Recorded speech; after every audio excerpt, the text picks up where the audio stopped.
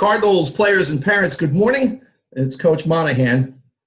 We want to welcome you to our fifth Dugout session. And our special guest today is Ty Blankmeyer. Ty is local. He went to Seton Hall Prep in West Orange, one of the top high school baseball programs, not just in New Jersey, but in the country. Played at St. John's University in Queens. Drafted by the Cincinnati Reds in 2016. He went on to play minor league ball in the Pioneer League with the Billings Mustang. And he has been a scout. Now, this is his third year, correct, with the Milwaukee Brewers? Correct. And there's his contact information on Twitter at TayBlanks1 and on Instagram at TyBlank0. That's not an O, that's a 0, by the way. So, Ty, good morning and welcome.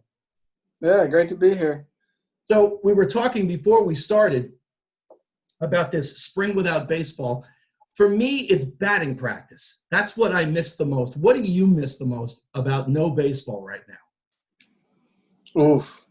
I just kind of miss the camaraderie of the game, going to the game, being around the game, the competition, and just being around the friends and the relationships you've made in years past. That's probably the biggest things I miss because, I think the game is great and everything. And we're all here because we love baseball, but what you really carry on from the game is your relationship with your friends and the relationship with your teammates and coaches. And for me, the growing relationship with different scouts and stuff. So that's probably the biggest thing that I miss, is just to be around, like-minded people and just developing relationships. Now, you went through, we were talking about playing at Seton Hall Prep and then going on to St. John's. As you made the transition into high school ball from what you had been doing beforehand, what was the biggest hurdle that you had to overcome? I think because I went from Morristown, which is a great baseball town, to Seton Hall Prep, and I think the biggest difference was at Seton Hall Prep, everybody that went there was the best players from their towns, right? So you kind of, you got around more like-minded baseball people that really were passionate about the game. And I think the biggest transition was, for me, it was just probably the speed of the game, and just, because we're still young at that point, is adjusting to the field. We first started playing 60-90 in 7th or 8th grade. Mm-hmm. So I think, you're still getting adjusted to that. So I think there's a number of different things, but for me, it was just the competition got a little bit better, and, you just had to adapt to it.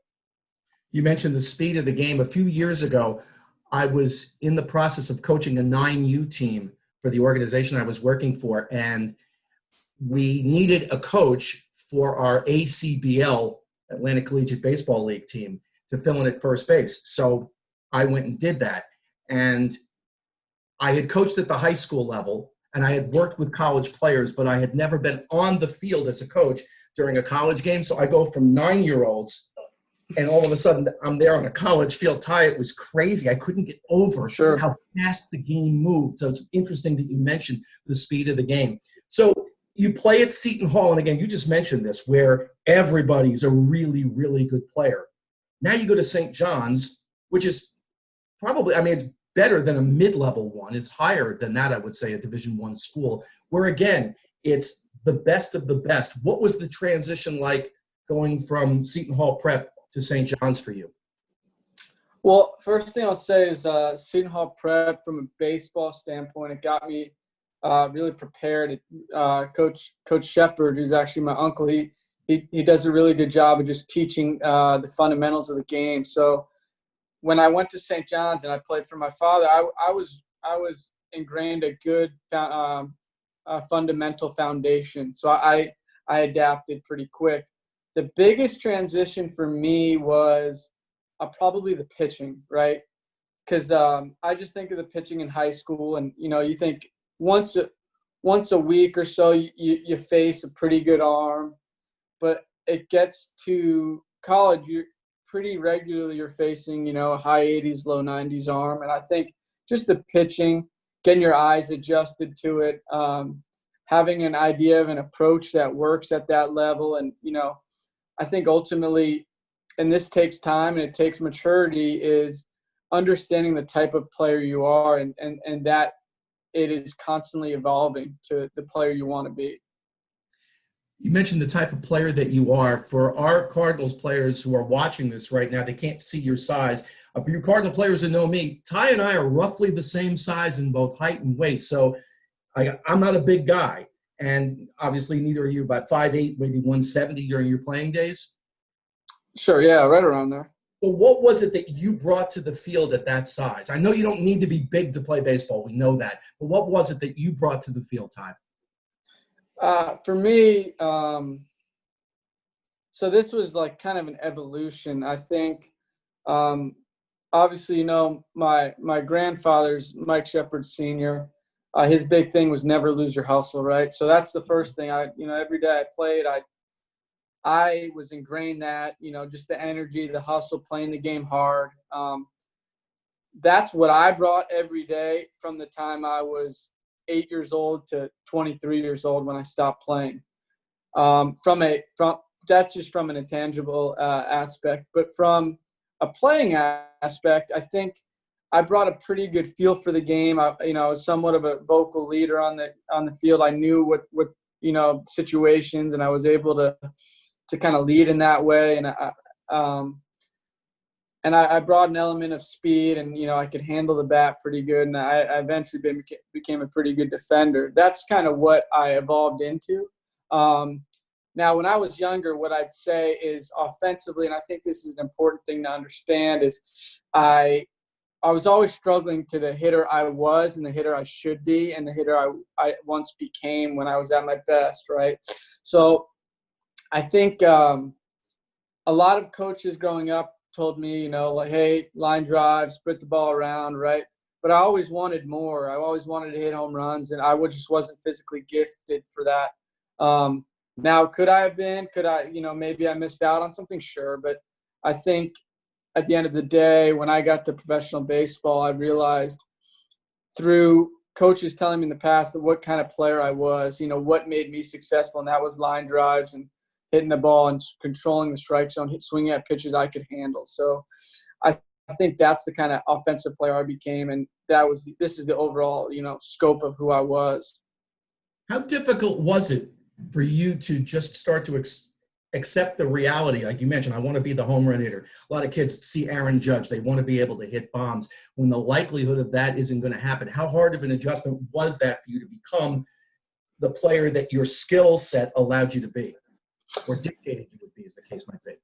It was just, it was a hard adjustment, being that I didn't know why, at some points, because you say I am not a big guy, but I thought I was a big guy. You know what I'm saying? Like, so that was tough, So I think you asked me about my transition to middle school to high school to college. Now, it sounds crazy, but the time I realized that what you're talking about was when I went from college to pro ball. My first professional batting practice, I got in a rehab group, with like at our complex right after the draft, with like our city's Aquino, like you guys know him, a bunch of these rehab big leaguers. I don't know how I was placed in it, just but these guys were hitting the ball 500 feet, like it seemed like it, and I realized at that point, I was the last one to hit in that group of batting practice. At that point, I realized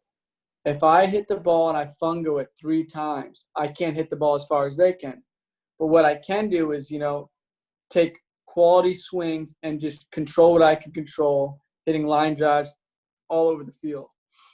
And it took time, but like once I looked in the mirror and see this is what else is out there, that's when I really been able to understand that. Now in college, I had days and glimpses where I understood that, but it took till then, honestly. And I was, at that point I was 22 years old. So I think the thing is, it's constantly evolving, and you constantly want to push yourselves to the best you can be physically, mentally, so I think it all ties into each other. You mentioned that you played for your uncle, Mike Shepard Jr. at Seton Hall Prep, and you played for your dad at St. John's. What was the tougher experience for you? The tougher experience for me was playing at St. John's. I mean, playing for my dad. I think it was just like the level of play got intense, and I was at Seton Hall Prep. I was, you know, I fit into what the type of player Seton Hall Prep excels with, and I was just like when you keep going up levels, you're exposed, and eventually, like at college level, I was kind of ability wise, I didn't separate myself, but in high school I did. So I think that made it harder in college. Not to mention you want to do so well and do so well for your father, right? So I think I took that the wrong way. Where at Seton Hall Prep, I was just playing because I really loved the game. If that makes sense. Mm-hmm. Sure. And I heard an interview that you did, I think it was a year or so ago, and it was you were talking about the pressure that you placed upon yourself and you just kind of referred to it, you alluded to it of, oh, well, my dad's watching me, I have to play hard for him. That sort of thing. We were talking last week with China McCarney from Jager Sports about the car ride home. And you had said in that other interview about being with your dad on those car rides, but this was while you were a little kid, and listening to him talk about the game and how much you learned about the game through those conversations with him. You mentioned separating yourself from other players, and I know we have a number of young players, Cardinals players, on the call right now. How difficult is it for them to separate themselves from the pack? I think it's difficult, but if you want to be good, it's like if you want to be good at the game, there's going to be difficulty and there's going to be failure. I think, when you watch these guys in the major leagues on TV, the one thing that, like, above all ability and everything is the consistency of everything they do, the consistency of wanting to be good and being diligent with your work ethic, being diligent at practice. So I think the thing it comes down to is the difficulty, yeah, but it's consistency to how you approach the game and through the ups and downs, how you handle failure. Because if you want to be good at baseball, a thing you have to be good at, you have to be really good at handling failure and knowing that, hey, it's going to come, and just accepting it and choosing, hey, do I want to, just give up because it's too hard? Because it's supposed to be hard. Anything that, is worthwhile is going to be hard. So, or you can, once you accept failure, realize, I'm going to accept this failure, quote unquote, as a learning opportunity. And I think that's what the best in the game do. We've talked about you being a scout in the Milwaukee Brewers organization, and we're not that far away from the 2020 draft.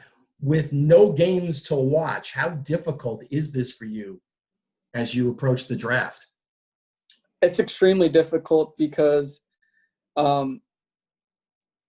it's difficult to have a full spring, right? It's difficult to project and say this guy has a major league caliber player and this is why he's going to hit his potential and be a major leaguer. Now you don't have a spring.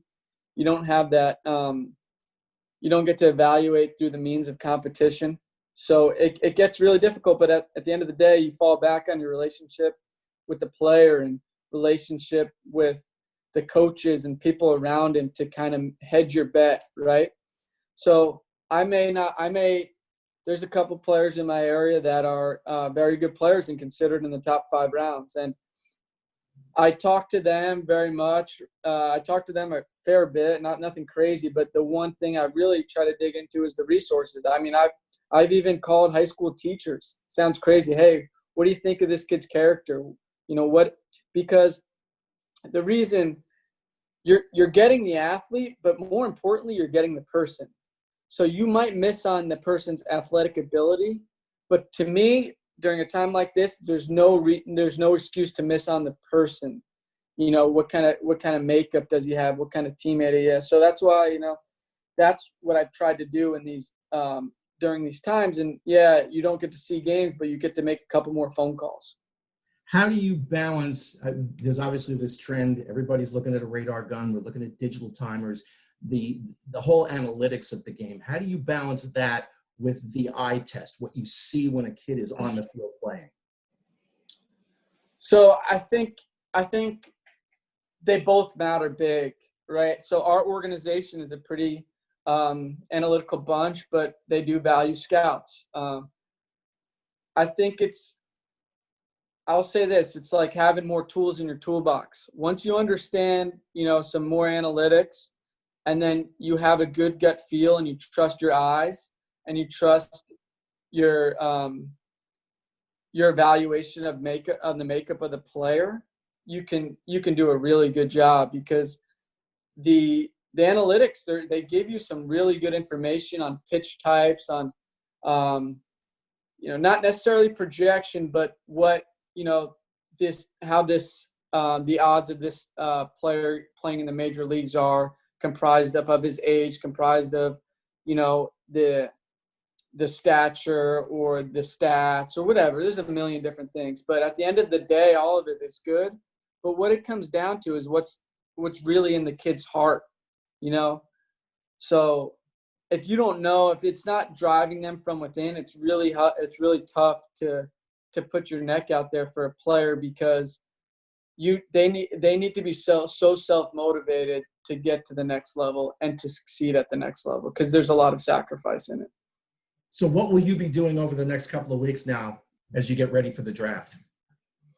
I'll just be continuing what I am doing. I mean, I do a lot of video work with different players that give you throughout the country, just to kind of, evaluate and keep your eyes sharp and put in some last inputs on guys. And I'm just going to kind of keep relationships with them and kind of see where their head's at, if they want to continue to go to college or continue, or, would like to play professional baseball. All I can do is really relay that information right now.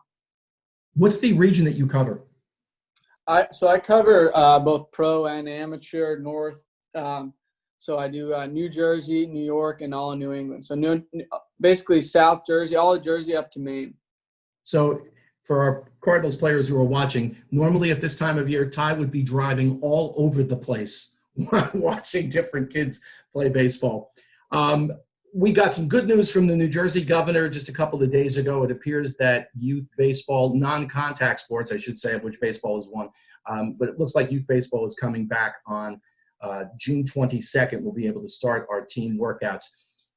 Any quick tips, Ty, that you can give players between May 31st and June 22nd, how they can make sure that they're ready? We've been giving out a bunch of tips and drills on video over the past month and a half or so, but anything that you can bring up from your own personal arsenal that'll help these kids over the next 3 weeks get ready when practices start?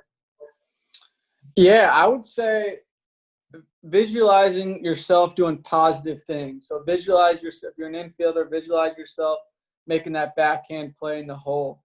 If you're a pitcher, visualize yourself doing strike one over and over again, or, striking the guy out. If you're a hitter, visualize yourself hitting a double in the gap, because that visualization is going to carry over to when you get to be able to go out there and perform. So I think that's a big thing to do. And ultimately, just looking back on this time, I think it's safe to say all of you guys probably have the itch to play again. So, just when you're out there, just appreciate it and love it, because, something like this can really put things in perspective. Ty, I can't thank you enough for your time. For our Cardinals players who want to reach out to you, you can find Ty on Twitter at TayBlanks1 or on Instagram at TyBlank0. Good luck in the draft coming up in a couple of weeks. And again, thank you for your time this morning. Yeah, no problem. Thanks for having me.